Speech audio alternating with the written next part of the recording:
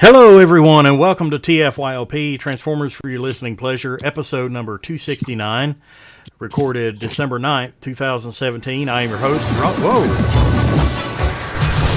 I am having feedback here. Hold on. That is not supposed to be doing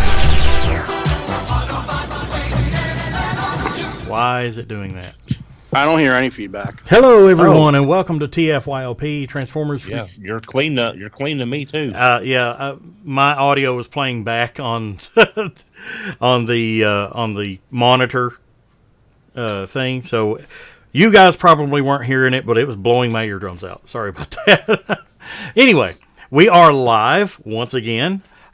Seem to have figured out the software issues, and I apologize for not having a live episode the last couple weeks. We've been doing a pre-record. We tried to do live, but as such, the software, what had happened, long story short, I upgraded the operating system on my Mac to High Sierra, which is the latest operating system.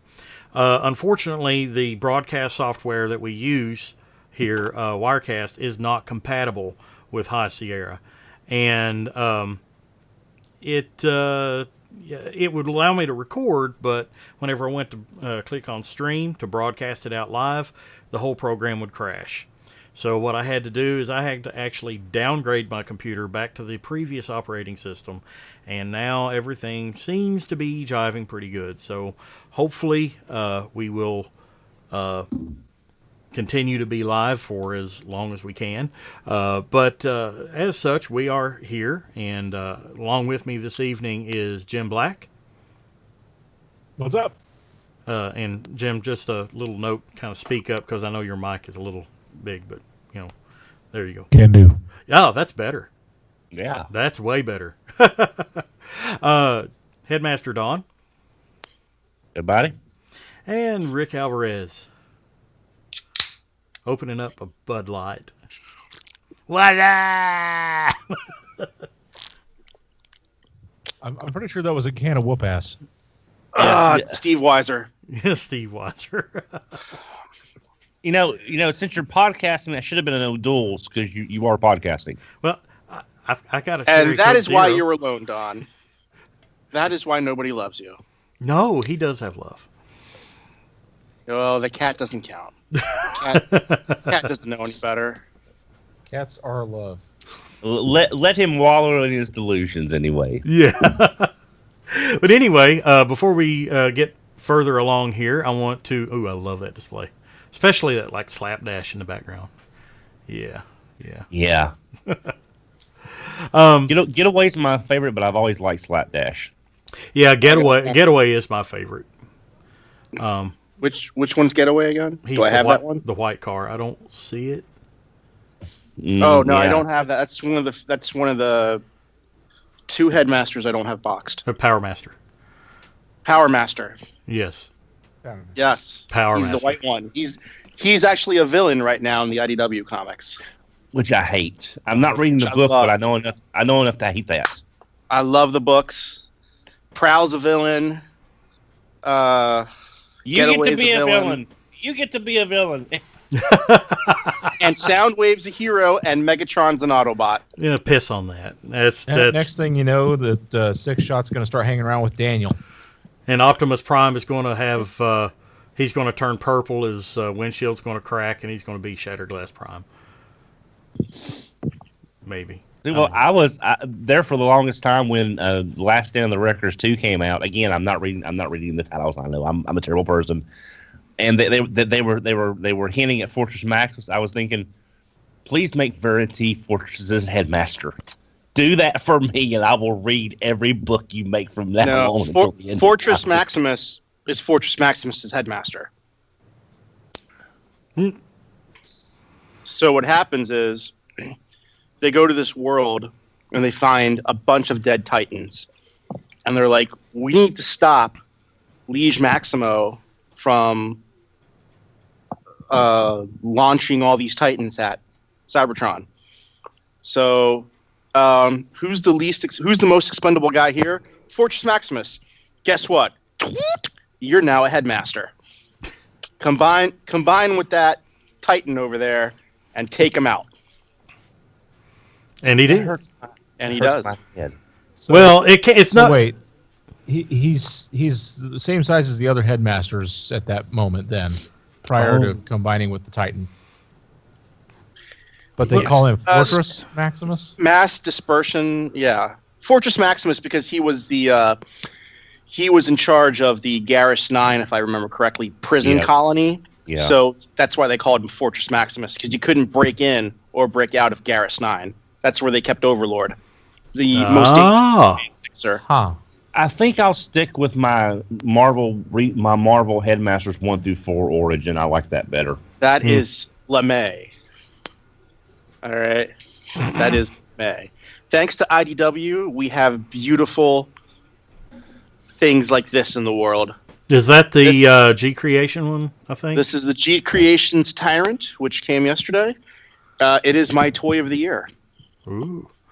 When I was at Hasbro, I petitioned to have this figure made.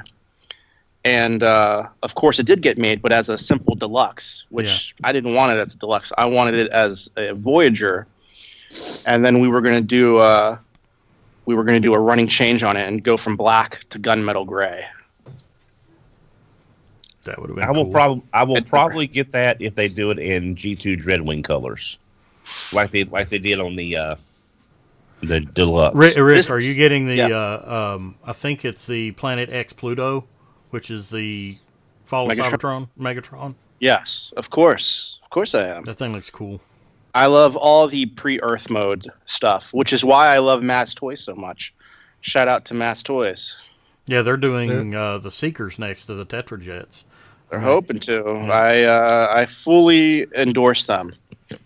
No way. They're calling that figure Pluto.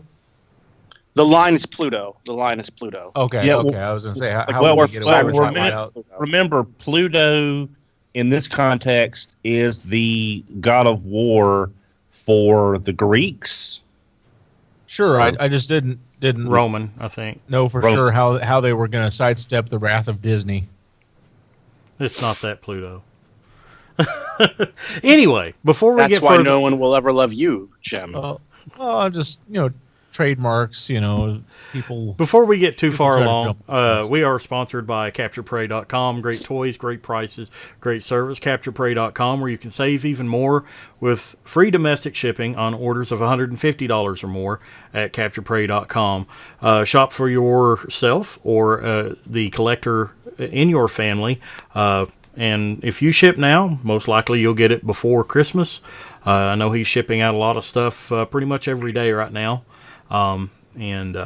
Check out CapturePrey.com. Great toys, great prices, great service. And if you have the vintage itch, check out Mega Toy Fan. Maximize your collection while minimizing your cost at megatoyfan.com. You can find Mega Toy Fan at all the popular robot and toy conventions year-round, such as TFCon. Also, if you are in the t-shirt mood, like this one right here, you can go to Ripped Apparel, and anything you order at Ripped Apparel, use the promo code TFYLP-Pod, all capital letters, and it will save you 10% on your order at Ripped Apparel. It's a great place to go get great shirts. I've got probably 20 t-shirts from there. Also, there's something else that I want to talk about. I actually received this copy in the mail today, and it is called The Unofficial Guide to Vintage Transformers, written by a virtual nobody named J.E. Alvarez. Now, who is this J.E. Alvarez? Are you talking to me? Yeah. He's a guy who is incredibly handsome, who and so modest. Wrote one of the first Transformers books over 20 years ago now. That's how long it's been. I'm showing my age. Has 38. Has it been that long? It's been over 20 years, man. Oh my 1990. God. 20 years, 1998. I remember when that came out. We were like, "This is awesome! No one's done this before." Yeah, that was really he had to before count like the the rings to be internet sure. was like a thing, So this is not a parts guide. You can go to the internet for that, or you can hopefully one day buy Bryce's book. This is a coffee table book. This is a walk down memory lane. This is a book that very well researched, completely new, very different from anything I've done before. It talks about all the Hasbro Transformers. It talks about the European guys. It talks about the Japanese guys. It has a few suggested prices in here for a couple of items, not too many of them. Lots of box and carded examples. Lots of variations in here. And then there's like some crazy stuff like that, where it gives you virtually every it shows you all the premium McDonald figures, all the mini bots from South America. There's a Red Trax in here. There's the G1 yellow Constructicons in here, not the G2 but the G1. A lot of people don't know about those. Talks about any a lot Betamax tapes? There, you know what? There is one Betamax tape in here, and I forget the guy who. G1 home videos were pretty neat. Yeah, it's I forget who sent it to me. Those of us who grew up without cable TV. Well, we all grew up without cable TV because they didn't have cable TV. Here it is. Can you see it? Oh yeah. Yeah, it says FHE also released several episodes on Betamax. Pictured here is the Betamax tape with the Betamax box, and it says courtesy of Jim Black. So Jim, you made the book. Because I've got most of the family home VHS ones that I got when our local Action Video was closing down. I picked them up for dirt cheap, but I did not know they made it to Betamax. Yeah, Jim found me a Betamax tape, and as soon as he sent it to me, I found 2 or 3 more sealed. Which who keeps a sealed Betamax tape? Right. You know, it's got things like the Transformers 45 record case holder. Right? Why would they make that? You know, it's got the Transformers sunglasses. It goes all the way through 1999. It talks about Machine Wars, talks about Beast Wars. So does it stop at Beast Machines then?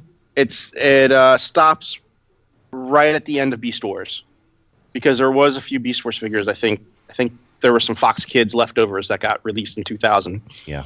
There was also Tripredica's Agent, if I remember right. That was 2000, wasn't it? No, that was not. You are wrong. It's got all sorts of crazy things in here, like Guard City. You know how often you see like a Guard City? For those of you who don't know who Guard City is, that's a repaint of the Protectobots that came out in Japan in the late, in the early 1990s, which is very hard to find. Which I am still extremely PO'd. We have not seen it or Battle Gaia in the Combiner Wars repaints yet. And then it's got some other crazy things in here, like the Transformers cereal box, the Transformers Power Cycle featuring G1 Trailbreaker, and the Transformers Sand Pail, not the Optimus bucket, but the actual sand pail. Rick, let me ask you a question. Do you address the Phantom Hot Rod Power Wheel? No, but to my knowledge, it was never made. So, and if it was made, it was a repurposed car power wheel from another brand that had stickers slapped on it. Okay. Because for years I've heard, for the last 20, 30 years since I'm old, you hear about the Hot Rod Power Wheel, the Wonder Bread He-Man, the Cookie Crisp Jazz. You hear about all this stuff. There's pictures of all that stuff except the Hot Wheels. Oh. So I tried looking into it when I was at Hasbro. To my knowledge, none was ever made. And if there was one made, they just took generic car, put stickers on it. Okay. I doubt they would have made a mold for just 3. I think the sweepstakes was for win one of 3 Power Wheels Hot Rod. So I don't think it was ever made. But there's other stuff that wasn't made, like the G2 GoBots. There's a bunch of that stuff in here. So Duran helped with the book. He did most of the photography. He actually photographed the cover. That was the most fun. Looks amazing. And him and Orson Christensen of Captured Prey was kind enough to don't Christian. It's because of Ken Christensen. I say that. He's the son of Orson Christian. Yes. They were nice enough to donate their time. So this book is as much them as it is mine. I believe it's shipping from Amazon starting next week. Yes. And there's a bunch of guys out there who have already gotten some copies for reviews. I think someone on TFYLP is getting one for review. What's his name? G2 guy. Why can't I think of his name? Plasticon. Yes. Jason. Well, next up you need to do a Visionaries book. It'll be like a third of the thickness and like 30 pages, and you'll be done. But it'd be like a comic book. No. Well, so the way I got into this was, so the first book came out when I was in high school, right? And the way I got into it was I had helped my friend, John Marshall, with a book on general 80s toys. And the book didn't sell that well, but they got a lot of feedback about the Transformers. Now, remember, this is like 1996, 1997, before like eBay was like a real big thing. It existed, but it was very small. Before, like, I think the most popular Transformers website in the world at that time was bwtf.com. Mm-hmm. So still going they got strong. A lot of good. Yeah. So they got a lot of good feedback on the Transformers section, and they asked if I would write a book on Transformers. And while trying to juggle high school, I managed to put together that first book. So this is completely this is 20 years of experience now, having worked in the industry and having written a whole bunch of other stuff that led to that book. So it's a completely new book. Lots of cool stuff in it. It's $29.99. It's in color, high gloss, and if you look in the acknowledgments, it's got a beautiful TFYLP logo in there. And yes, thank you, Duran, for thank you for the opportunity. It was a lot of fun to do, a lot of work. I don't think I'd ever sat down and taken that many photographs at one time in my life. So before we get into the show, to wrap up this conversation, I didn't really want to do the book. I passed it off to Trent Troop and Greg Sepelak, and for whatever reason, it fell through with them. And then my publisher came back to me and they said, "Listen, we're going to do a third edition of your first book, whether you're involved or not." And I said, "No, you can't. If I write another book, can I do it from scratch?" And they said, "Yes." And I was still hesitant about it. And then I saw Duran was taking a lot of pictures, and I thought, you know what? Maybe that's the guy who needs to do the book. And it's because of Duran that I decided to go ahead and pull the trigger on it if I could have his photography in it. So it's all his fault. I'm sorry. I'm sorry I made you money. Yeah, I think I get, I've written so many different books now. I think I get like 35 cents a book now. So, cheers. You don't write nonfiction to make money. But anyway, check it out. We got in the Facebook group at facebook.com/groups/TFYLP. I have a little thread going on about this book, and there is a link in that thread to Amazon, so you can pre-order your book. I believe it starts shipping on, the 28th or before? No, you will receive it before the 28th is what it is. Yeah, I think they start shipping next week, so they're not guaranteeing before Christmas, but I think it'll probably get to a few people who order now before Christmas. Which would be awesome. But yeah, check it out. It's on our Facebook group. It's also, I'm going to share it across a lot of places. I'll eventually, as soon as I get a chance, put it up on the main website. Here's who you have to buy this book for.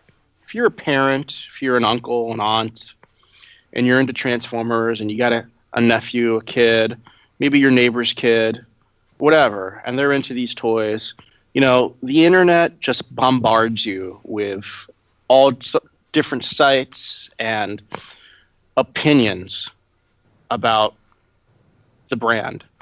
This is a non-biased look at these toys throughout the last through the first 20 years of the brand.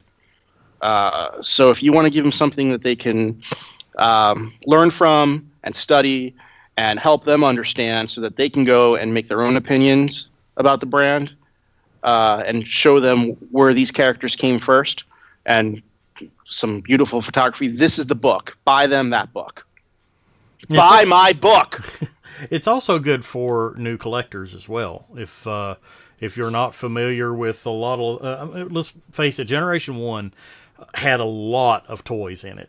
And especially whenever you get into the MicroMasters and everything, it's kind of hard to keep it handy, which ones are which, and without having to go to your phone and look it up. And it's also, like you said, a good coffee table book. You can put it on your coffee table and, friends, family, visitors can see it, and, you talk about something and or your favorite figure, and you can actually look it up and point to it. There it is. It's a real cool book, and it was a lot of fun to help do. So go get one. They're available now. So let's get on to tonight's topic. Jim Black suggested this, and we're going to tie it in a little bit with a add-on topic that Lunar Fury from Twitter had suggested. Let me find it on here again. I had it handy. He suggested that we talk about. Why is my internet so slow tonight? Boom, boom, boom. He suggested that we talk about, why do you sell your figures? Thrill of the hunt. Well, yeah. So, well, that's going to be a subject. Yeah. Why do you purge? Why do you purge? Yes. I'm trying to find the actual tweet here so I can read it. I have it linked. So basically, it's while you're looking for it, let me explain it. Some people amass a collection, like say they get every single MicroMaster, and then they have it, and they sell it off, and they start over, and then maybe they get the Action Masters, or they get to a point in their collection where, you know what, I'm not into RID or Prime anymore. I'm just going to sell all that stuff. I'm going to sell all my Beast War stuff and buy Masterpiece. Or I'm going to sell all my Masterpiece because there's getting too many of them, too expensive, and I'd rather focus on MicroMasters. Yeah. So why do we purge? Yeah, his actual tweet here a couple days ago. I'm curious about the method of selling collections to buy new ones. Basically, what is the mindset other than when upgrading to a better mold? We're going to tie that in after we talk about the initial topic, which I'm going to blame it on Jim because it's a sucky topic. It's Jim has nothing but sucky ideas. So we'll just... You went with it, though. It was your call. That's on you. Hey, I'm trying to throw you under the bus here. Let me throw you under the bus. Huh? I'm taking you with me. Wouldn't be the first time. But whenever you're shopping for Transformers, let's be honest. I know we've talked about this before, but shopping for Transformers now is nowhere near what it was, say, 15, 20 years ago. 15, 20 years ago, there was still a whole lot of mystery as to what was coming out. The internet was still young. Information as to what was coming out was still, a lot of it was kind of behind closed doors, or if you didn't see it in a catalog, you didn't know what was coming until you either saw it in a catalog or saw it in store. Nowadays, we know months, sometimes even years before an actual figure come out. For example, Titan Returns Trypticon, it was the fan vote over a year ago. Well, it might have been almost 2 years ago, wasn't it? Has it been that long? I'm sorry, I'm not even paying attention. What are we talking about? I remember there at first we saw Trypticon's leg. Yeah. Well, it's been quite a long time that we knew Trypticon was coming. Right. And so we can prepare for it, especially a large purchase such as Trypticon. He runs about $150. And then you get into the third-party realm, and a lot of things, and I'm looking at Terminus Giganticus here, which runs $300 plus. And we knew about that, because fans' toys sometimes takes a couple years or more just to get some of their things out. So we knew that was coming, planned for it. So planning for things makes it different, but obtaining things is different too. Jim, you want to talk a little bit about that? Well, as far as planning, really just it's more just what you see in the news and deciding, will I be able to afford this? Is this a figure that really appeals to me, or am I going to get it just to be a completist? I mean, there's all kinds of reasons, but planning and implementation are not always something that go hand in hand. My own experience, there's been a good number of figures that I've planned on getting. I've had in my sights. I said I'm going to get this. Years later, still haven't seen one in hand.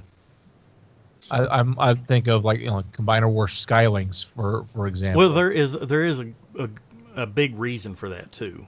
Let's talk a little bit about that. The retail versus online retail.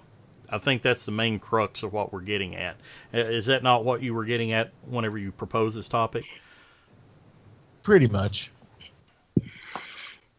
So, well, can we preface this with, and Don and I could speak to this because we're the older gentlemen.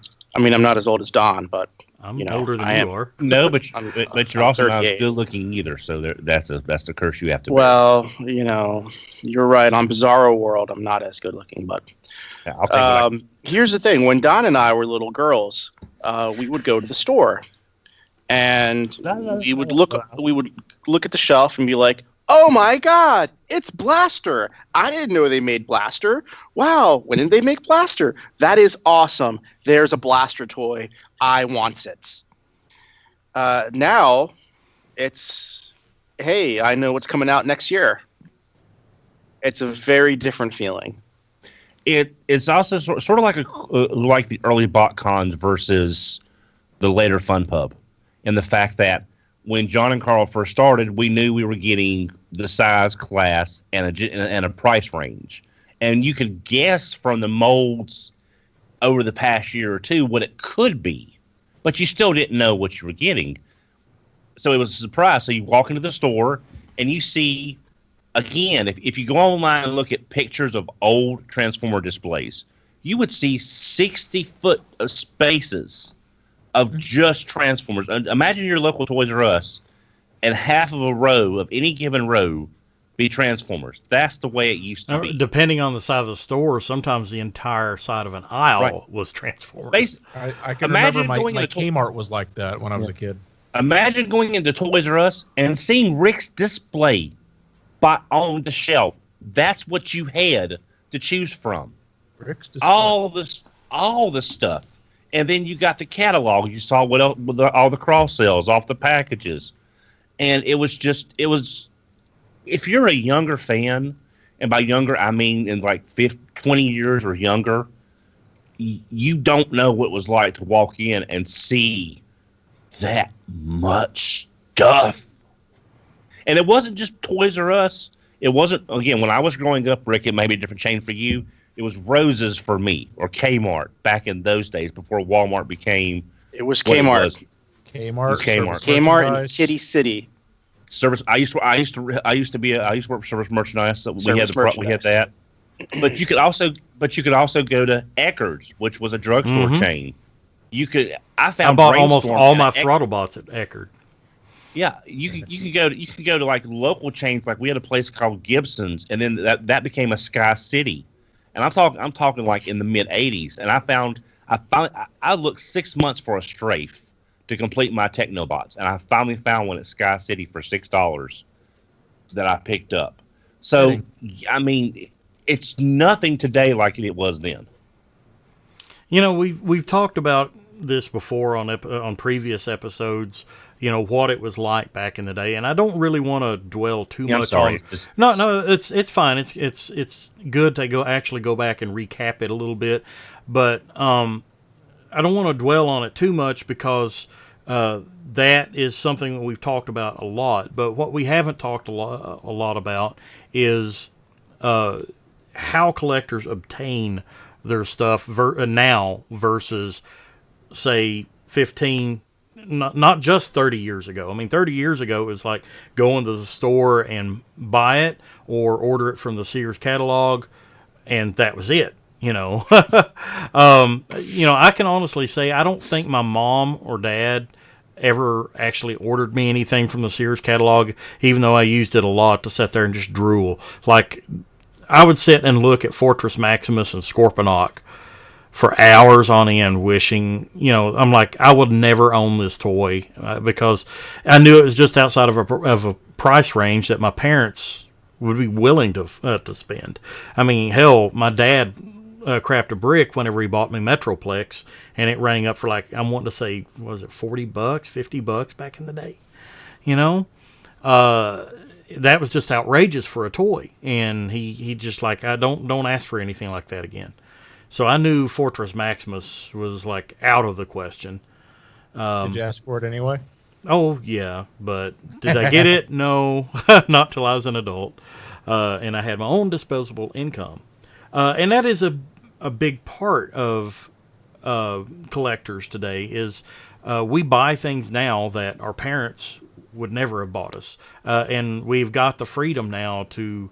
And that's one of the allures of being a collector is like, whenever I got back into collecting back in 99-ish, I found my original collection, was looking through it, got re-enamored with the toy line, and I realized, hey, I can go track down the toys that I never got that I always wanted.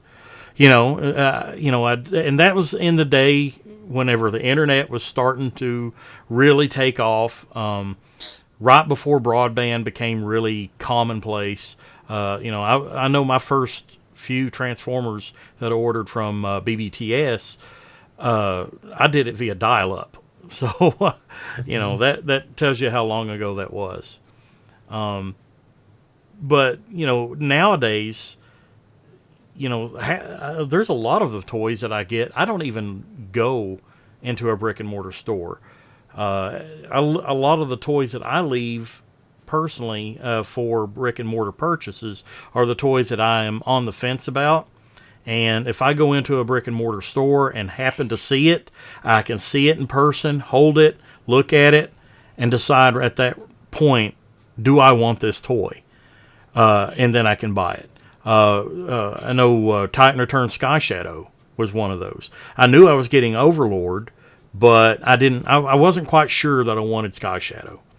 And it actually tipped it over the edge whenever I found it in a brick and mortar store, and it happened to be on clearance. That was, I wanted to say it was like $28.99 or something other. It was like deep clearance.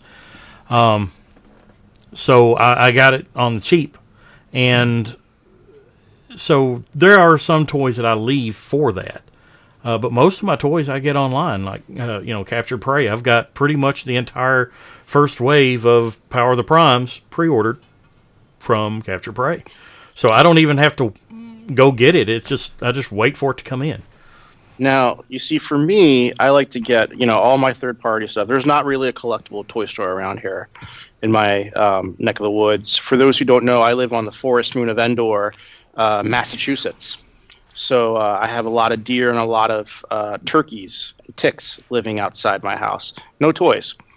So stuff like this, I got to order online, which is fine, and even some figures that I can't find in stores. What I've noticed lately in the last couple of weeks, the thrill of the hunt of looking for that last wave of Titans returns before we begin Power of the Primes, and even searching for Power of the Primes, turns from excitement to incredible frustration. Mm-hmm. Because I see all these other people posting pictures online, and I'm the asshole who's still hoping to find a misfire in the store. Right? Now, I never saw that last wave. A lot of people say, well, we never saw this wave or that wave or this wave, but other parts of the country get it. You know, it's poor distribution on parts of the vendors, but also, you know, knowing when to get there. For me, I make sure I know the delivery dates of all the stores around me, Toys R Us, Target, Walmart. I mean, I know when trucks are coming, and I know to check on those days. I know usually what time of day those stuff gets worked out. But it has become very frustrating going from Target to Target to Target to Target, looking for Power of the Prime stuff, and seeing an empty end cap. And knowing they were there, I just wasn't quick enough to get them. And it's basically, I've, out of frustration, turned to the internet and got my Titans Return Overlord from them. And I'm incredibly frustrated now going store to store trying to find these Power of the Prime figures. Yeah, I mean, I happen to look out, you know, I know Captured Prey, Orson, he was actually at a local Target one night. I was at work, and he sent me a picture. He's like, hey, they've got a few Power of the Primes figures in stock here. Do you want me to pick you some up? And I got Slug and Dreadwind, and that way. Even though I'd already pre-ordered them from him, basically it's just like getting them early. I just paid him through the store. That way my pre-order was already covered. But you know, I find that just a stroke of luck, really. Since then, I have not seen. I've been in the same store he bought them in.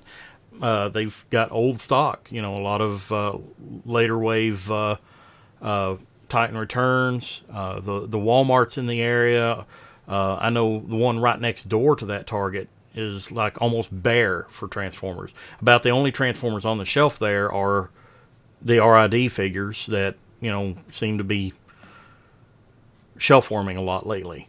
But there isn't a whole lot of stuff. I just, the worry and the thrill of the hunt has changed. I remember, let's back up to when, what was it, Armada was out. Armada Jetfire.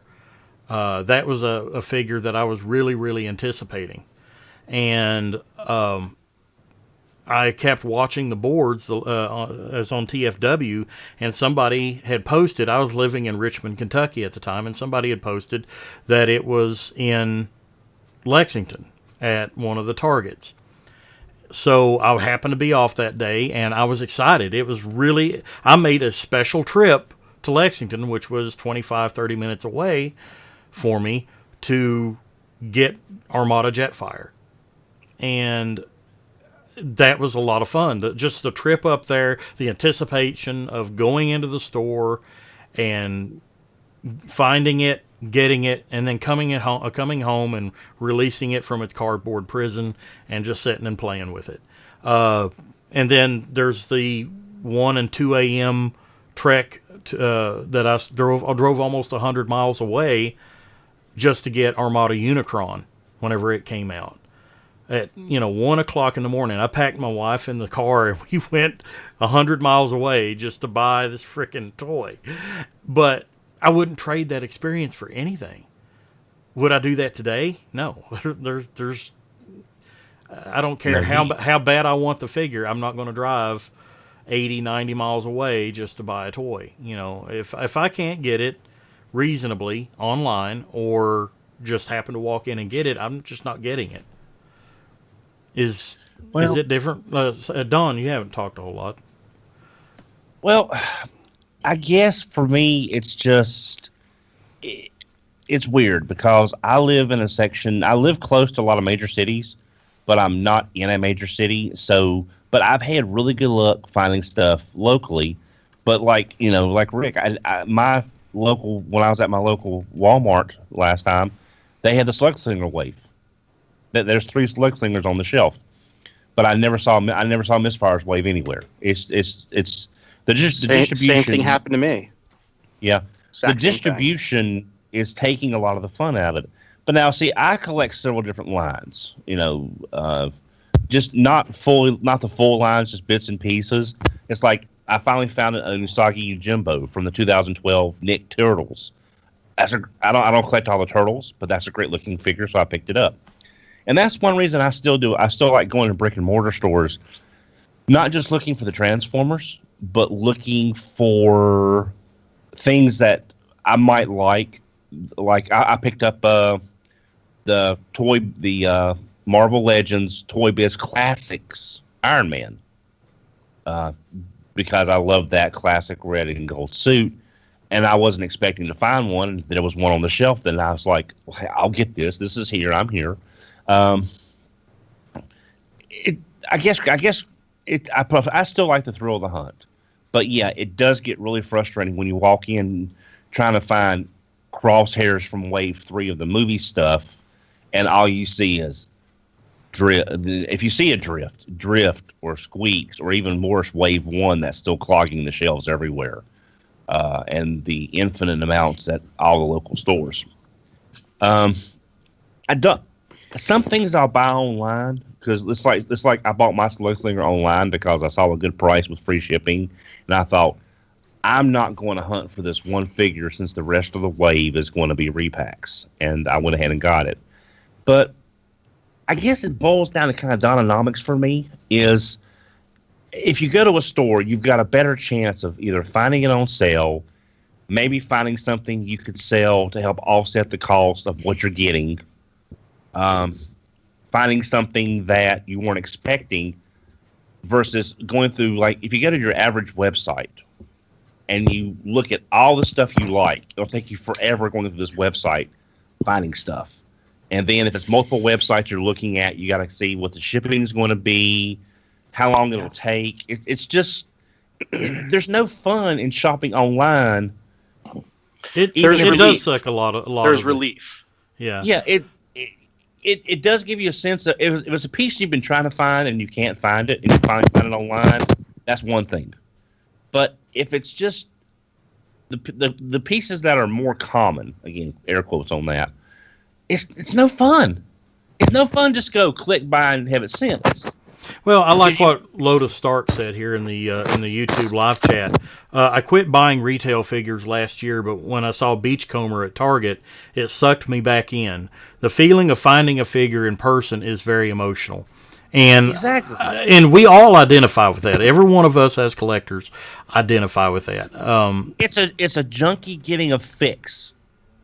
to a similar but not as serious degree, and I don't mean light of the parallel I'm calling on. I'm just saying a worthy analogy, though.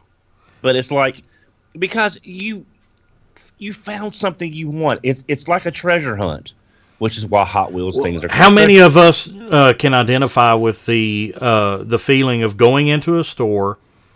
And you walk around the aisle, you walk around the corner onto the aisle that you know where the Transformers are.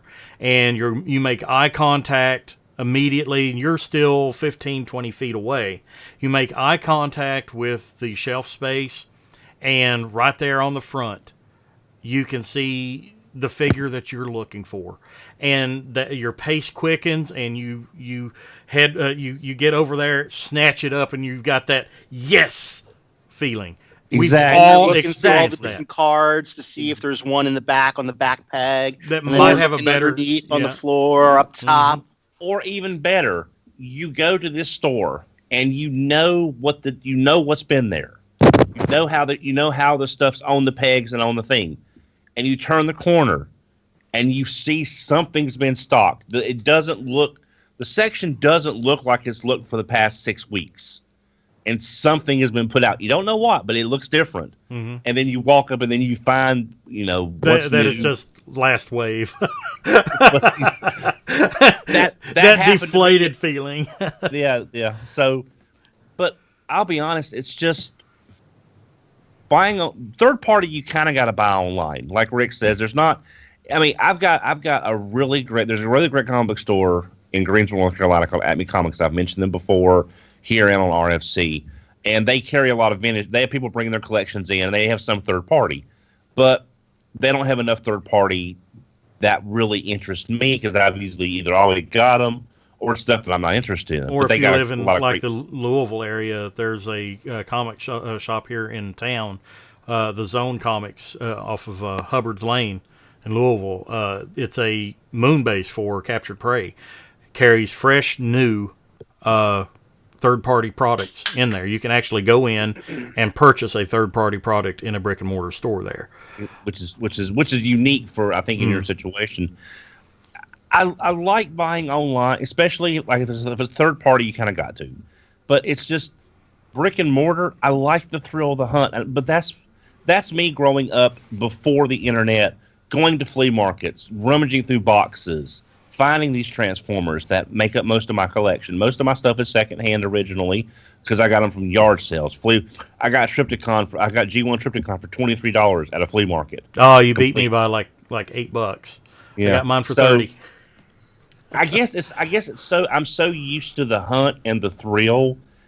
I guess I still need my fix, even if it's not as major as it used to be, because there's not as much. And this is like I'm bragging, but I'm not. I got a bunch of stuff. There's not a lot of stuff I don't have that I want. That's not a holy grail, like a Minerva, a Guard City, a Battle Gaia, stuff that will cost me a lot of money. I remember back when eBay was starting, I got my complete, all 6 boxes of Dino King sealed, $400. Hate you. I think that was. Try doing that now. Boy, I think that was like 2000. And I remember getting a sealed Japanese Overlord, $300. Well, I can't complain. I got Darkfire Convoy for $600 shipped in the box, which is the only lucky draw I've ever wanted, and I actually found it for $600. And then TFYLP devolved into a penis contest. Sorry, all you guys go on and on about your various grails. And then I reminded Don's comment just a few minutes ago about getting a fix, and it brought to mind a term that's been used pretty commonly in the fandom is plastic crack. Yes. Yeah. I mean, somewhere there's a board, and someone is signing on with the name Plastic Crack. Yeah. And I've made the joke that outside your average toy convention, there's going to be a guy in a trench coat. Plastic Crack. That sounds like a porn actress who's got a lot of surgery done or something other. Yeah. But this guy's got like the huge, like the Ninja Turtle style big old trench coat that they wear in the movies.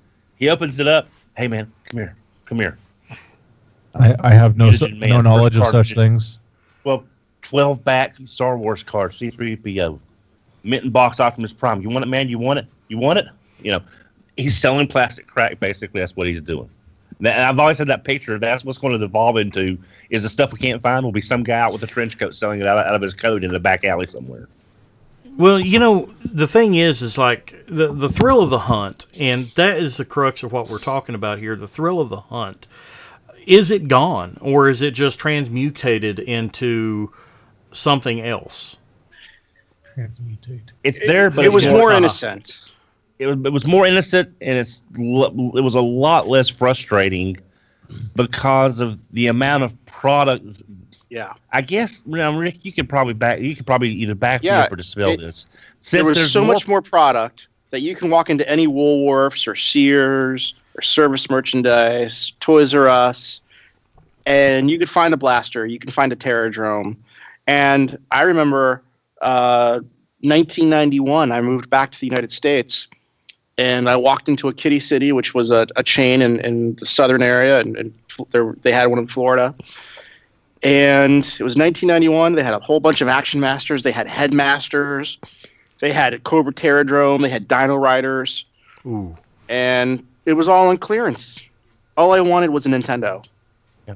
And here's the thing: back then, if we couldn't find it in stores, we knew eventually K&K/KB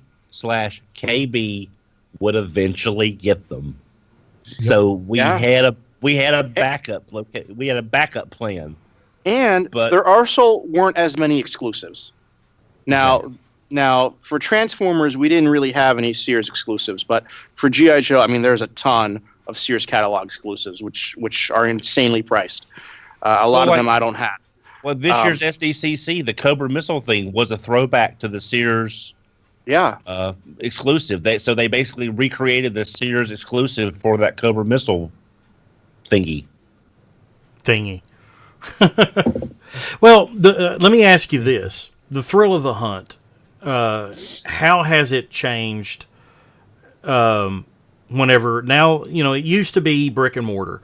Going in and seeing something in a store, and you got excited about it, and you was excited to actually do it. You was excited on the way to the store. You didn't know for sure that it was going to be there. You just had either on good authority or you just had a hunch that it was going to be there. And you got there and there it was, you were excited. How has that changed, or how has that carried over to the online shopping experience? Now, it's become more competitive. Exactly, because you're not just fighting your local collectors. Like I have a couple of friends that are Hot Wheels collectors, and they're all searching for the same cars on the same peg hooks at all the stores, because that's all they have is that, the single carded figures and play sets and stuff. But so they're all fighting each other. But if you go online to get something, you're fighting everybody else.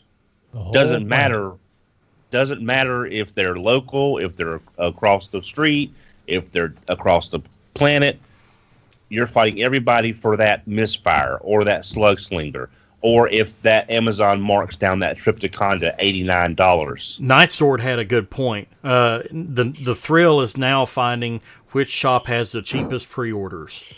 And is that really what it is now? I mean, I know a lot of it is like finding something before it sells out.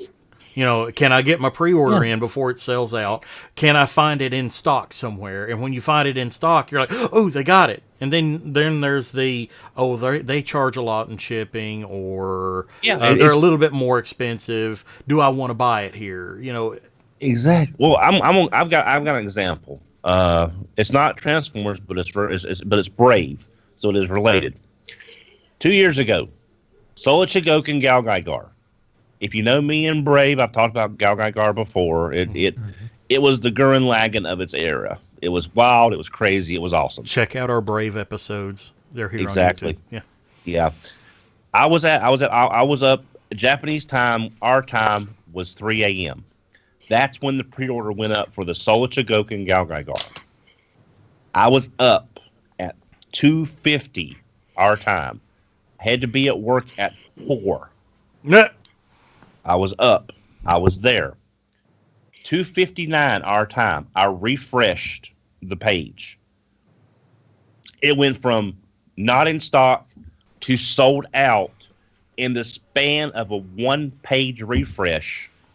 And I was not on dial-up anymore. I was on regular internet at that time. So tell me this. Did you get it? No. I mean, I eventually did, but they had the best price.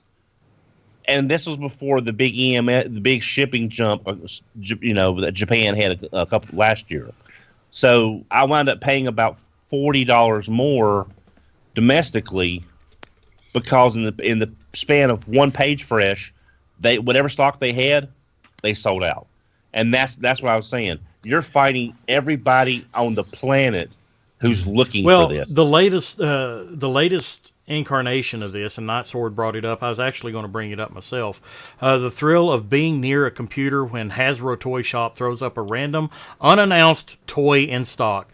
Titan Returns Grotesque was was the most recent one of those, and RC from ToysRUs.com.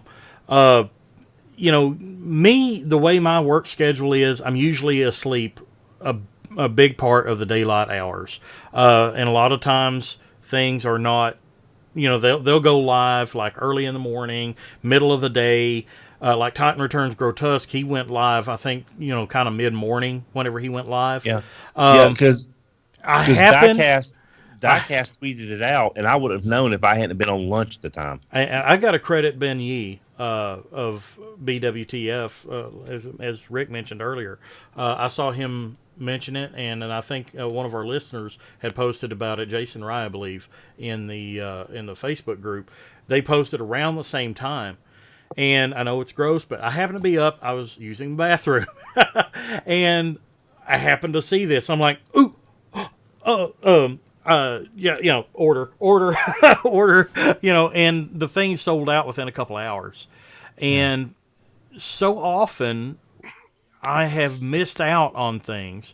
I missed out on the Hasbro or the HasCon exclusive RC with the exclusive packaging. I missed out on it because I was in bed asleep whenever it went live. I thought that was the same package. Duran, you might know this, but I'm sure that Don does. You remember back when, like, the San Diego Comic-Con exclusives was going up online? The Black Alternator Optimus Prime is going to be available. Oh my God! Don't! Oh God! I think Hasbro put, like, everybody knew about the Black Alternators Optimus Prime and the release date, and I think Hasbro only put 50 up on the site. And it was the biggest, huge debacle. It was the worst thing to happen in the world of transfer ever at that point. I mean, it was an absolute god awful nightmare. It's just you're making an exclusive available, and your website cannot handle the traffic. That's why I think Hasbro... Matty Collector! Yeah. You know, I think that's why Hasbro is not announcing these things as releases, because they know their website HTS cannot handle the traffic. So this way it's a lot more sporadic, and it's not a server problem. That's my guess. I have no inside knowledge. It's just like... that seems to fit what's going on. But the thing is with me now, it's like either catching it whenever it goes live and hoping that it doesn't sell out before you catch it. You know, I don't know how many times I've seen this such and such is live now, and go get yours now. And I'll go, and this is not even 2 hours later and sold out. You know, sorry about your luck, you know. But I don't know how many times that's happened to me. I was so elated whenever I got Grotesque. I mean, my confirmation, my order confirmation come in. I was physically happy. You know, I was jumping for joy in my apartment at the time. I'm like, hey, I actually got something before it sold out. Well, you mentioned in jest Matty Collector, but I think that's a prime example, no pun intended, of where you are going to the more frustrating end of collecting. And that's a more niche market. Yeah, it is, but it's still what we could eventually go to, and it's trying to go there and buy anything on Matty Collector sale days, whether it was He-Man, Thundercats, or whatever they had up at the time, you know. And you kept getting blue screens of death. Things would freeze. Some people would get order confirmations. Some people would get canceled. Some people would get credit cards rejected. So, FunPub BotCon registration online. No, there was no $7 service charge fee for that. But that's what I don't want.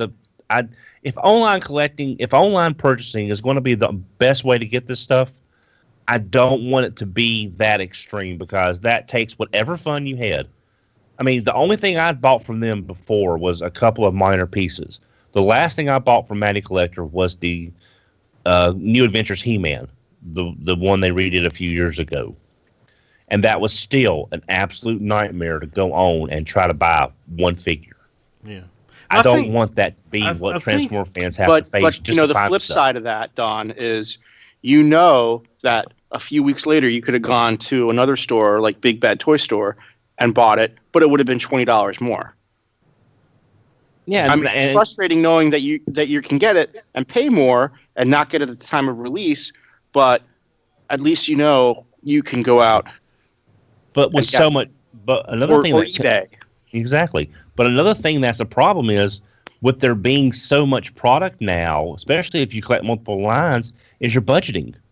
Because literally you have to say, I can save $20 now if I'm willing to wait and get it. Or it's juggling. It's now comes down to basically, do you want it now versus then? So let me talk on that point. From the start of Beast Wars all the way up to Transformers Prime, I collected everything. Every licensed good I made, every figure, 2 of every figure, 1 to open, 1 to keep sealed. I collected everything. The shampoo bottles, I still get stuff like that. Look, shampoo stuff, lunch boxes, balloons, underwear, everything. Flamethrowers. Transformers, right? Duct tape. I've got rolls And then it got of to a it in here. point once RID came out, and I saw the direction the line was going in with Rescue Heroes and RID, that I decided that this is not the part of the brand that I love. I'm tired of this stuff, and I'm really tired of stuff that doesn't transform, and I'm tired of buying movie merchandise. There's so much movie merchandise. The only reason I bought this was because it's a holiday item. You can only get it during the holidays, which is the bathroom set. It's got mouthwash and a toothbrush in it. Like that stuff, I gave that stuff a pass because it's more limited. But, I look around and I see the Doritos bags and the pizza boxes, and I'm like, who the hell is going to want a 2009 empty Papa John's Transformers box 25 years from now? Rick, I've still got flattened out boxes from the Lunchables from the first movie. Yeah, me those too. Those little flip open dealies. Yeah, you don't know Yeah, how I've many got the Lunchables I boxes from ate the to get the Lunchables. whole set. I got every Lunchable variation box, and I think I have almost 2 sets and multiple extras of all the guys, of all the little figures that came in it. The little Transformers flip Energon kite. the Energon kites, the pinatas. I decided that I needed to have a narrow focus of what I wanted to collect. The stuff that I enjoyed the most. So I kept it to Generations, I kept it to Masterpiece, I kept it to third-party Generations and Masterpiece. And I kind of cut everything else out. Even the Legend stuff, I just kind of cut that out. And there's so much Transformer stuff, but on top of that, I still collect Joes, I still collect He-Man, I still collect Aliens from Predator and Legos, and then on top of all that, there's all the vintage stuff I still collect, right? I collect everything from the 80s vintage, you name it. I think there's like 2 lines I don't have from the 80s. I don't have anything Wheeled Warriors yet, and I don't have anything Chris Star. About Food Fighters or Police Academy. No, he I'm means not good into lines. those. I'm not into those. Yeah, Oh. not into those. I think the thing is like there is some thrill of the hunt still in even today's world with the online shopping and everything. But I think the difference is, and the main difference is, back in the day, and I'm saying like 15, 20 years plus, the thrill of the hunt was, like I said earlier, going into the store, finding that 1 or 2 figures or more that you were looking for and being excited for it. And they were typically the mundane releases. It's like, like Rick's looking for a Misfire, Titan Returns Misfire. It's just a general release toy. It's not an exclusive. Might be a little short pack, but it's not an exclusive. there is a chance that he could go into virtually any retail store that carries a deluxe Generations Transformers and find a misfire. So there is the thrill of that hunt. Whereas today, the thrill of the hunt more lies in stuff like what we alluded to earlier with Hasbro Toy Shop, unannounced in stock, or ToysRUs.com now has RC back in stock. Go get yours now before they sell out again. That's exciting. But they're more or less limited and more exclusive, online store only type stuff. And the mundane, which we used to find exciting, is now kind of boring. It's just, I'm just going to pre-order this and not worry about it. Whenever it comes in, I just pick it up. I'm done. So I think it's changed in the fact that we are more excited about the exclusives and the ability and timing to get it now, as opposed to I'm excited just to find this mundane, regular item. And I think something that adds to frustration is all the stuff that, as I said earlier, all the posts from other people getting it. The retailers who are also fans and they're consumers, so they open it up and they take pictures of it. And that's before they ship anything out to anyone. That's frustrating. And then all the pictures coming from Asia of people who have these products. That's frustrating. Like a month before we can even get them. Yeah. It's very frustrating. I'll give you an insider. So my first day working at Hasbro, guy comes over. He's like, "Hey Rick, check this out," and he shows me the movie leader Starscream figure, and he's got, it's the image on the computer screen, so he didn't actually have a figure, and he shows me the turns, and he showed me. I'm like, "Oh my God, that's perfect. That looks beautiful." And it was a really good figure, in my opinion. I'm like, "Awesome. When does that come out?" What's today? Monday? About 13 months. Knowing it's coming out 13 months from now. Yeah. And knowing that I couldn't tell anyone about it sucked. Yeah, and I think that's something else as well is disregarding the illegal leaks, because that's its own thing we've talked about before. There's no surprises other than, for example, we didn't know about Ultra Magnus for Combiner Wars. That came out of the blue. There's been a couple of other things that just completely snuck out that no one knew anything about over the past, year or two. But since we see everything either legitimately or not so far in advance, there's no at-store surprises, you mean? Yeah, unless very it's either, few, that is. Yeah, unless it's either like Power of the Prime's hitting early, but we kind of knew from past experiences the next line sometimes will hit sporadically before Christmas in that big Christmas push. So we knew that was kind of a possible thing. But no, the only surprise basically left is it actually out or not? And maybe finding something you weren't expecting. A couple of years ago, I stopped by my local Walmart after Christmas, and I didn't buy it, but what was on the shelf? A Universe 1 Snarl. Wow.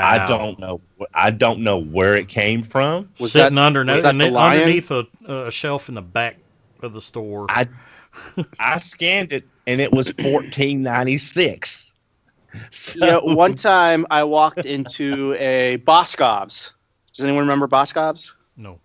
Afraid not. I think I've been in one time. It's like a It's like a smaller version of Sears or JCPenney. Or I walk into a Boscov's, and this is maybe around Transmetals in the Beast Wars era, and I see the G2 Inferno coloring book on the stand, and it didn't scan.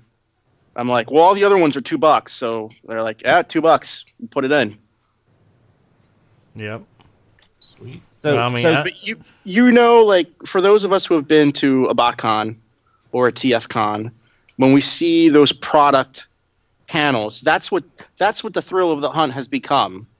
You know, when that thrill of discovery has become not finding a blaster on a toy shelf as a kid and not knowing that you had a blaster in the works, but going to those conventions and seeing that product a couple of months to a year before they even come out. That's the thrill of discovery for us now. Little kids who may not know about upcoming products, you know, maybe 10-year-olds, 12-year-olds even, they still have that moment of discovery of going, wow, there's an RID Soundwave. I was hoping they'd make him.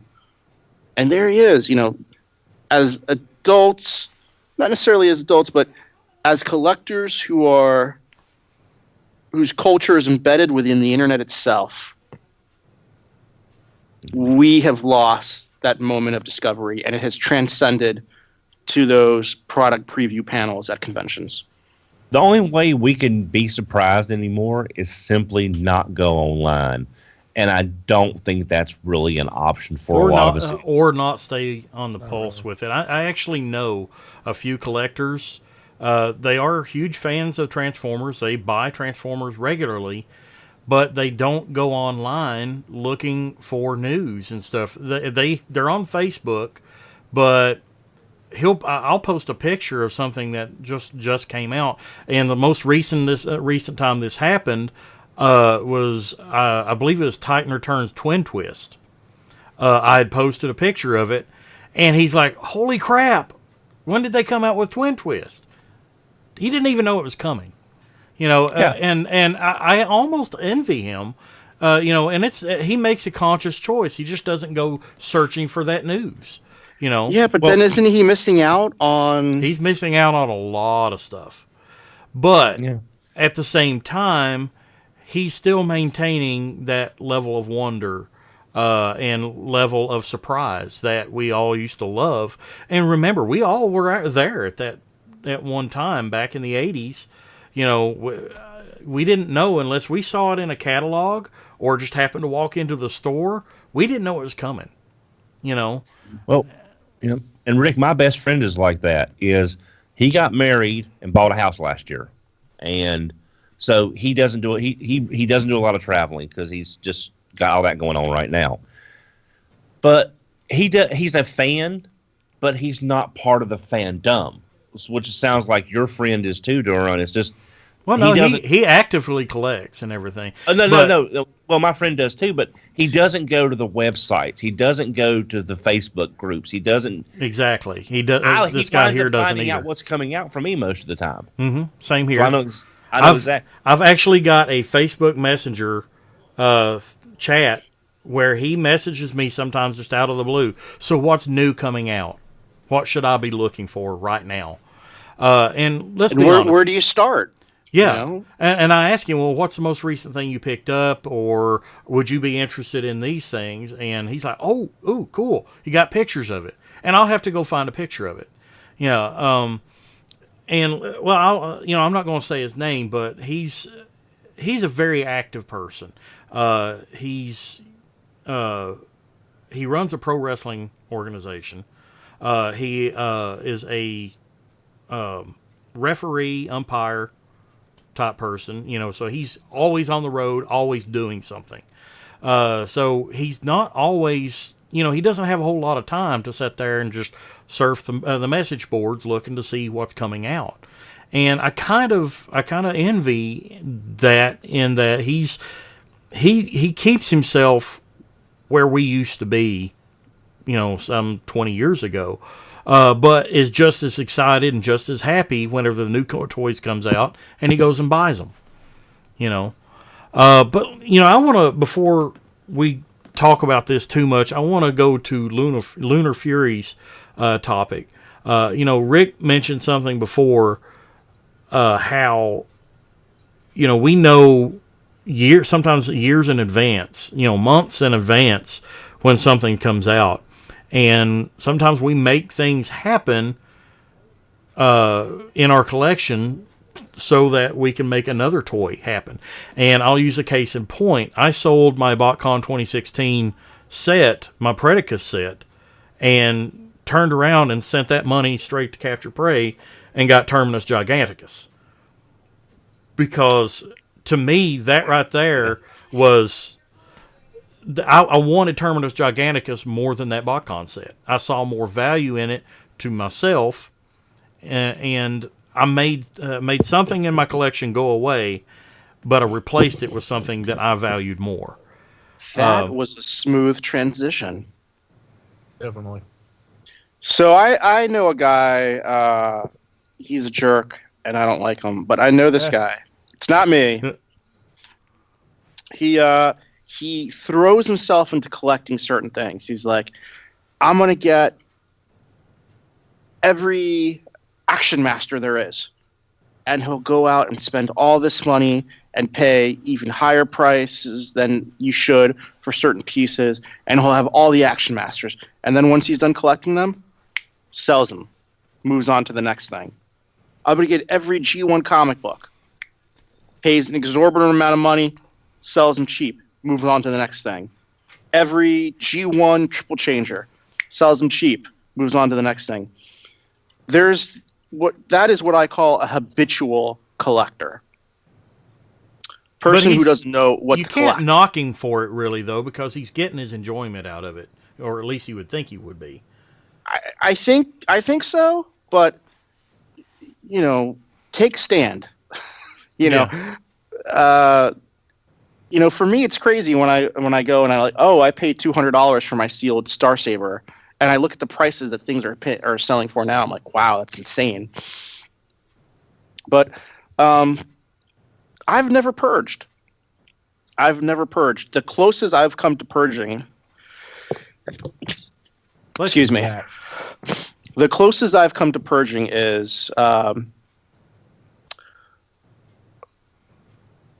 sometimes I would have triples of figures. And one year I collected up all my triples that weren't variants. And I went to conventions and I sold them all. And that's the closest I've ever come to purging. I've never had the desire to purge. I just, you know what? I'm done collecting ORID. I got a few figures. That's all I need. Great. I'm done. I don't need to get rid of them. Well, yeah, and I just don't collect the rest of the line. And I think there are different types of collectors, and we've actually had episodes where we've talked about the different types of collector. But and I used to be just like you, Rick. I'd get from Beast Machine, Fox Kids Repaint Beast Wars, all the way up through, I think, Universe 1.0 or 2.0. I had everything loose and sealed, including store exclusives, online exclusives. I just bought it all, and I had like the bulk of G1, and it just got, I didn't have the room for it. And now I look around the room that I'm in now, and I don't have the room to buy tons and tons of figures. If I get a lot of figures, or if I get another huge figure, which, I know I've got something that's pre-ordered. Nero Rex. I'm going to need to find a place to put Nero Rex whenever I get it. Right now, I just don't have room for it. So for you, it's about the space. It's about the space, what I want more, and also in the instance of the Terminus Giganticus, I looked at what I had, the value in what I had, and I determined what I had value and what of value and what I wanted more. And I wanted Terminus Giganticus more. He fit my collection more than Predicus. All right, let's do a quick exercise. I want you to look at your collection right now. Yes. And from everything that you have, what's the first thing that comes to your mind to get rid of? The first thing that comes to my mind to get rid of. Wow. Right off the top of my head, probably my Year of the Goat Soundwave. Okay. Here, I happen to have mine. I said I don't purge, but if I had to get rid of something, it would be this book. Yeah. It's $29.99 on Amazon. Mm-hmm. See what I did there? It's a plug. But you know what, Jim? You look like someone who picks up little pieces of each line here and there. Correct me if I'm wrong. To me, you don't strike me as someone who collects. I got to have all of Prime. He's not a all of completionist. Beast Wars. Well, you look like to me like you're more focused. It depends. I mean, I have my core part of my collection that are my figures that I had as a child, and then any upgraded, classics versions of those characters. But aside from that, due to myself having to purge various times over the past several years, it's not a disorder, I swear. But what I was trying to get at was the Creo. Right, which I had purged about 2 years ago, I think it was now, the entire Creo collection that I'd had. But you were passionate. That was really due to lack of space. Okay, but you were passionate about collecting that whole line. So, so here's the question. You say because of lack of space, did you have to get rid of all of them? Why not just keep some that fit and get rid of other ones? Why did you make a decision to axe the whole line? Well, I think the main drive wasn't so much to get the sets and to put them together, so much as it was to get these figures and any variants or any of that, and to add them to the wiki that I was helping to put together at the time. But Creo specific, it got to the point where the line was just on life support and wasn't really going anywhere. So I felt it was a good time to go ahead and just get out of it and move on to bigger and better things. Well, that brings on a very good point. And I instantly thought about alternators. And when alternators started becoming harder to get and was fading out, a lot of people purged their entire alternators line. Yep. I think maybe Don and I are the only two guys that held on to their alternators. Yeah, it's just I've still got some boxes for a couple. Alternators Nemesis Prime box, anybody? I have an alternator, Mirage. Well, if you're going to keep one, that's not a bad one to keep. Yeah. Yeah, that's a good one. But as I've said in the past, I've never purged, and that's probably a bad thing. Don, it would scare me if you purged what you could buy. I honestly fear what you could potentially buy if you purged some stuff. I could probably have a nice bow. A nice no, I'm talking about Asian toys. bride, maybe even a Russian bride. I'm talking about toys. Rolls Royce. You could buy everything that you ever wanted, Don, if you purge stuff that you just don't care about, or don't look at anymore, and then say, "Hey, Jim, what do you want?" And you'd have enough money to do that. Yeah, I can't. I need to. It's like as I said in the past, having put so much effort into everything and enjoyed the thrill of the hunt and finding these things and using the Dononomics to not have as much invested, because it's just the fact that I can have some nicer things, and by making it try to balance out, it's not as much money as it could have been invested. But it's also the fact that I just don't want to get rid of it, but I need to. So I haven't done what you. I wish I could. Like I've said this several times. I want to do what you've done, Duran. I just can't do it, and I want to. And we've actually talked about that on previous shows. It's like exactly you've got to make a conscious decision and a conscious choice, and sometimes it's really, really hard. I have departed with figures that I had a lot of trouble parting with. In case in point, Generations Metroplex. I did not want to sell that toy back earlier this year, but I had been out of work for 2.5 months. I needed to pay bills. That toy was worth some money, and I begrudgingly I sold it. It was like have money to pay my bills, or have this toy sitting in a shelf looking pretty. And I made that conscious choice to sell that toy. And lo and behold, thank you, Takara, they announce a reissue of that toy coming early next year. So I've got a pre-order in for it so I can replace it. That's another giant that I've got to find room for. So Are there any differences in that, by the way? paint apps, basically. It's going to have a lot of paint apps instead of stickers. But the thing is that there is going to be times that you really question yourself whether or not you want to sell something. And I did, like the BotCon Predica set. It has some sentimental value to me. It was the last BotCon. It was the last BotCon I attended. And it was a BotCon near home. It was within 30 minutes of where I live. And it was a really, really cool set. It's probably one of the most cohesive sets, in my opinion, that FunPub ever put out, simply because they combined. However, I weighed with that. It was a Beast character. I really don't collect Beast characters anymore. It doesn't have a place in my collection.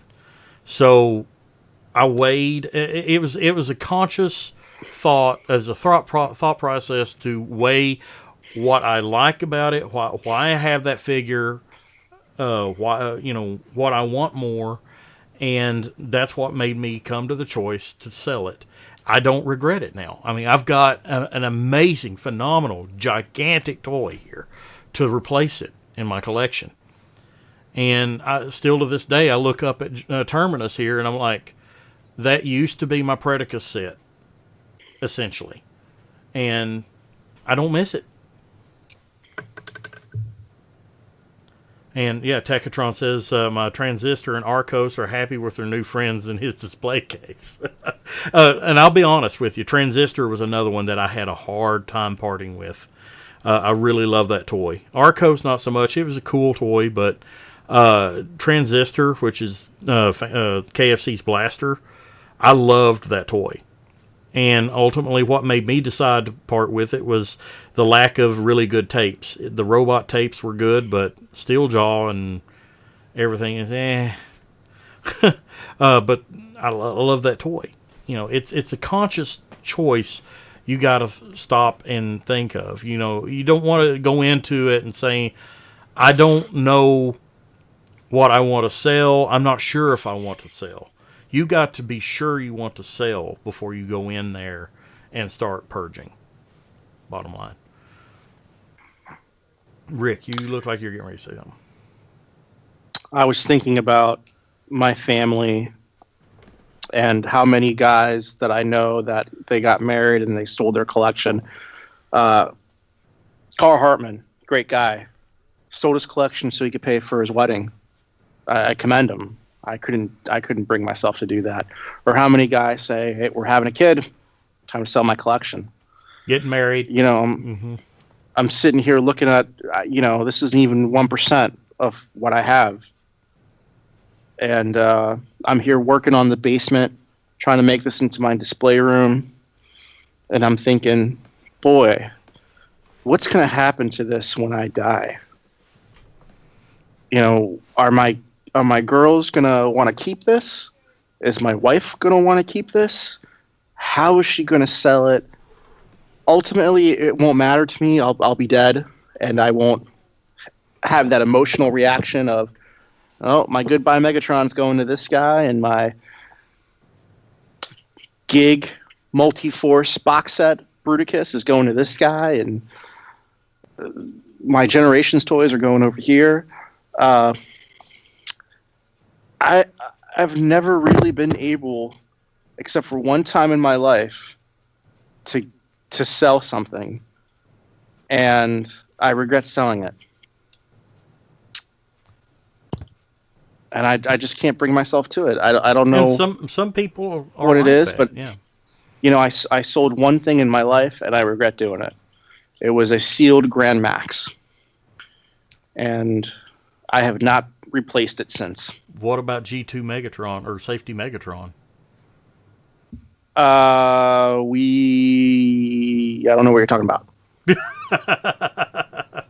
I don't know what that is. I don't know what you're talking about. Plug one of our classic TFYLP episodes where we actually touched on that topic in Throw the Tail. Mm-hmm. Episode 150, was it? I believe so, where we talked about something about that. What happens to my toys when I die. Yeah.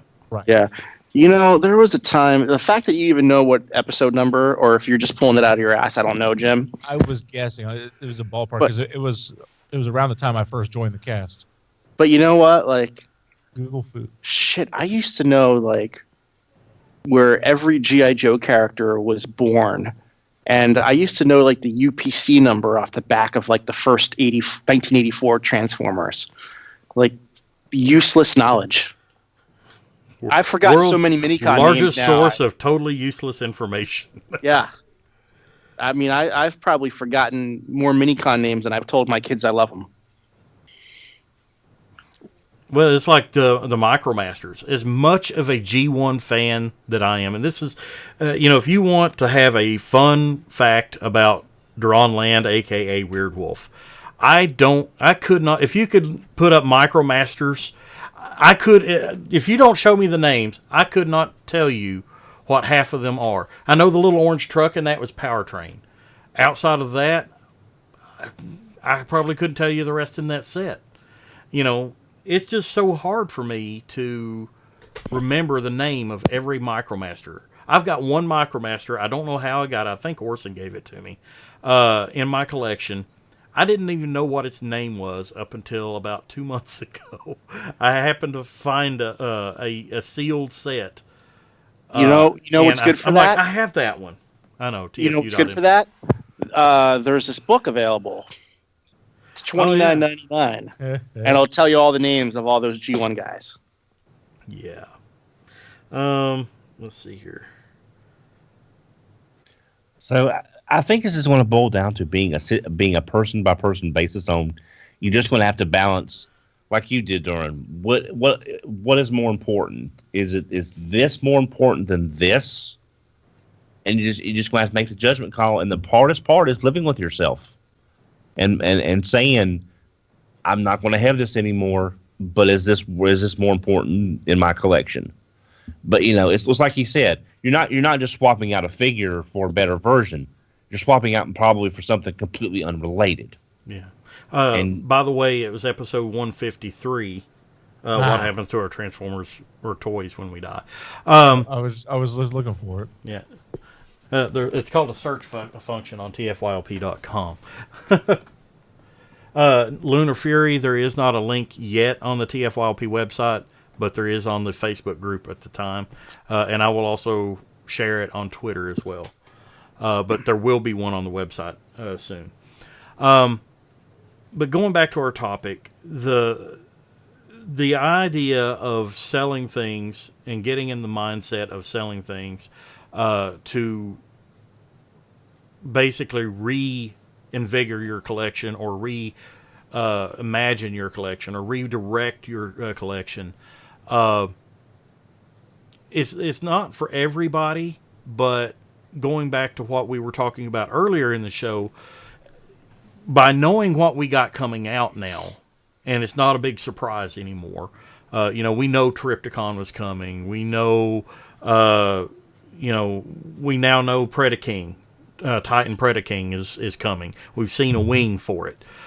So we can start planning to have that in our collection. We know that comes out. We know that it's wing and a wing and a prayer. We know that it's probably going to be in the $150 price range. Something else we know is that Titan Returns Ramhorn is apparently supposed to be showing up at Aldi grocery stores starting this next week. Not Aldi, it's Aldi. ALDI. What did I say? Well, some people who are listening may have heard it as Aldi.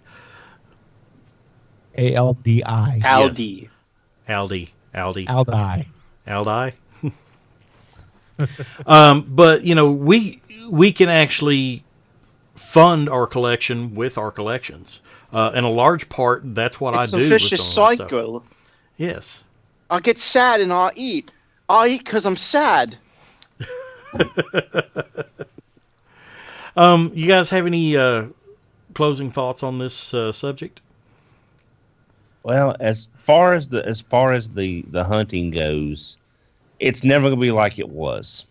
So we're going to have to balance out between where do you live, the stores you have to choose from, versus the ease of click, ship, and be done.